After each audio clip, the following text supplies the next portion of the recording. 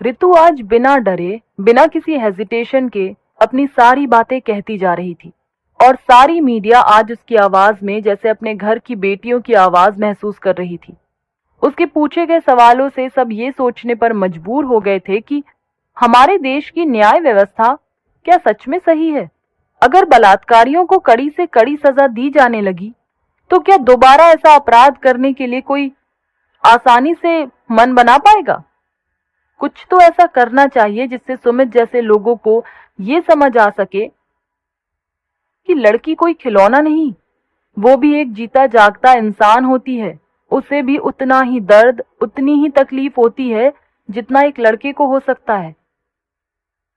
ऋतु अपनी बात को आगे बढ़ाते हुए बोली, आज मेरी आवाज लोगों तक पहुंचाने के लिए सिर्फ और सिर्फ आप लोग ही एक सशक्त माध्यम है, क्योंकि मुझे ये भरोसा है कि आज भी ऐसे ईमानदार लोग हैं जो मुझ जैसी बेटियों के दर्द को समझकर पूरी ईमानदारी के साथ उनके लिए न्याय की मांग कर सकते हैं। वरना सुमित दीवान जैसे रसूखदार राजनीतिक परिवार से जुड़े लड़कों के लिए तो उनको सही साबित करने के लिए कुछ लोग अपने जमीर तक का सौदा कर लेते हैं। उन्हें बिल्कुल फर्क नहीं पड़ता कि कल को अगला शिकार उनकी खुद की लड़की भी हो सकती है। कहते कहते ऋतु की आंखें भर आईं। वो हाथ जोड़कर सबको संबोधित करते हुए बोली, अंत में आप लोगों से एक कविता की चंद पंक्तियां बांटना चाहती हूँ।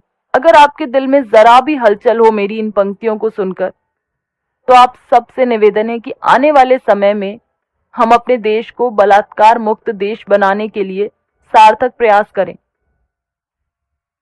कहते हुए ऋतु ने तेज आवाज में एक कविता की पंक्तियां पढ़कर सुनाई। बोलो कौन देता है गवाही, रोती बिलखती चीखती स्याह काली रात की, चीथड़े से उड़ने वाले स्त्रियों के जज्बात की। बोलो कौन देता है गवाही, बेवजह लुट जाने वाली मान मर्यादा और लाज की, मौन रहकर तमाशबीन से लापरवाही दिखाते समाज की। बोलो कौन देता है गवाही, मानव रूपी भेड़ियों के विभत्स से आघात की, बेमन यूं ही बन खिलौना लुटते बचपनों के हालात की।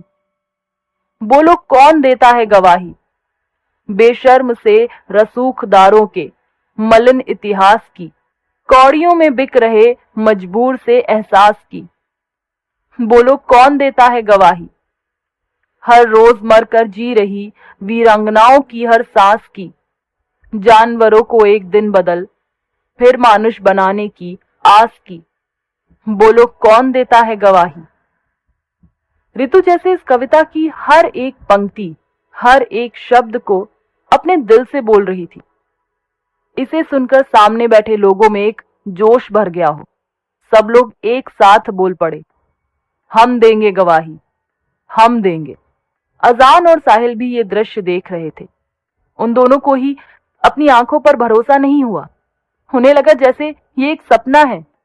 क्या सच में ऐसा हो सकता है? क्या सच में अपने देश में कभी ऐसा हो पाएगा कि हमारा देश एक बलात्कार मुक्त देश बन पाए? यहाँ की कानून व्यवस्था इतनी सक्षम हो जाए कि कोई भी लड़का ऐसा घिनौना कृत्य करने से पहले 1000 बार सोचे। ऋतु की आवाज के साथ आज जाने कितनी लड़कियों की आवाज शामिल हो गई थी। जब ऋतु का ये प्रोग्राम टीवी पर दिखाया गया तो हर लड़की ने ऋतु के अंदर जैसे खुद को महसूस किया। और जिस ऋतु को लेकर अभी तक हजारों सवाल उठ रहे थे, आज वह ऋतु देखते ही देखते सबके दिलों में बस गई। लेकिन न्याय मिलना इतना आसान भी नहीं होता। ये सब भले ही पॉसिबल हो पाया हो, लेकिन था एक सपने जैसा ही। मीडिया को ऋतु का सपोर्ट जरूर मिलने लगा था, लेकिन कानूनी कागजातों में सुमित अभी भी एक निर्दोष ही था, क्योंकि उसके खिलाफ ऐसा कुछ भी सबूत नहीं हुआ था जिससे उसका मर्डर करने वाले शख्स को बाइज्जत बरी कर दिया जाए।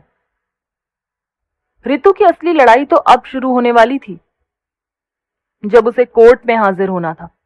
मीडिया पर बढ़ते हुए ऋतु के प्रचार से ये बात उसके घर वालों से भी कब तक छुप सकती थी। धीरे धीरे सुमित मर्डर केस के बारे में साहिल के घर वालों को भी पता चल गया। साहिल के पापा बहुत दुखी हुए। उन्हें ये लगा कि हम लोग इतने सीधे साधे साधारण से लोग हैं, अपनी लड़की को डॉक्टर बनने के लिए बाहर भेजा। हमें क्या मालूम था एक दिन ऐसा दिन भी देखना पड़ेगा। क्या इज्जत रह गई हमारी? कल को हमारी ऋतु से कौन शादी करेगा? इसी तरह के तमाम सवाल ऋतु के पापा के मन में आने लगे। उन्होंने जब साहिल से बात की तो साहिल ने उन्हें बहुत समझाया और कहा, पापा कम से कम आप तो हम लोगों को गलत मत समझो। ऋतु के साथ जो हुआ उसमें ऋतु की कोई गलती नहीं है। वो किसी के साथ भी हो सकता है। और फिर ऋतु ने तो सुमित के इरादों को नाकामयाब कर दिया। हाँ, अगर वो जिंदा बच जाता तो शायद उसके सारे मंसूबे पूरे हो जाते, लेकिन हमारी ऋतु ने बहादुरी से उसका सामना किया है।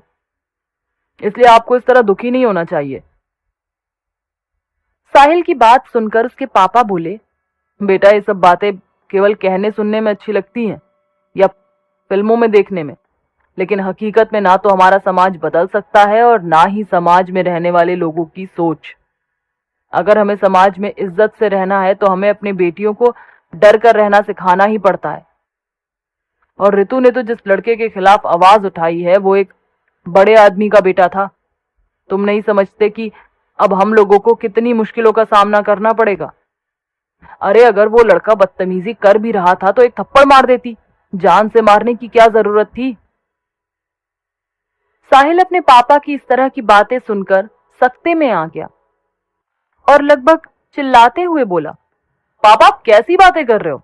क्या एक दो थप्पड़ खाने के बाद वो अपना इरादा बदल देता और वहां से चला जाता? अच्छा चलो मान लिया कि वो ऋतु को छोड़कर वहां से चला भी जाता, मगर इसकी क्या गारंटी है कि वो किसी और लड़की को इस तरह अपना शिकार नहीं बनाता? साहिल की बात सुनकर उसके पापा बोले, तुम लोगों में ना यही प्रॉब्लम है। अरे पूरी दुनिया का ठेका ले रखा है क्या? आज जब बात ऋतु की हो रही है तो बदनामी हमारी हो रही है, बाकी लोगों को इससे कोई मतलब नहीं। अपने पापा की बात को बीच में ही काटते हुए साहिल बोला, पापा अगर पूरी दुनिया के लोग ऐसे ही सोचते रहेंगे तो हमारे देश में बेटियों को कभी न्याय नहीं मिल पाएगा और पहल तो किसी न किसी को कहीं से करनी ही पड़ेगी। हम लोग कोई गलत काम नहीं कर रहे। और रही ऋतु की बात, तो आज जिस ऋतु के नाम से आपको ये लग रहा है कि आपका नाम खराब हो रहा है, कल देखना उसी ऋतु पर आपको बहुत गर्व होगा। क्या साहिल और ऋतु जिस रास्ते पर चल रहे हैं वो रास्ता उन्हें मंजिल तक पहुंचा देगा, या फिर हर बार की तरह थोड़े दिनों की चहल पहल के बाद ये मुद्दा भी ठंडा हो जाएगा?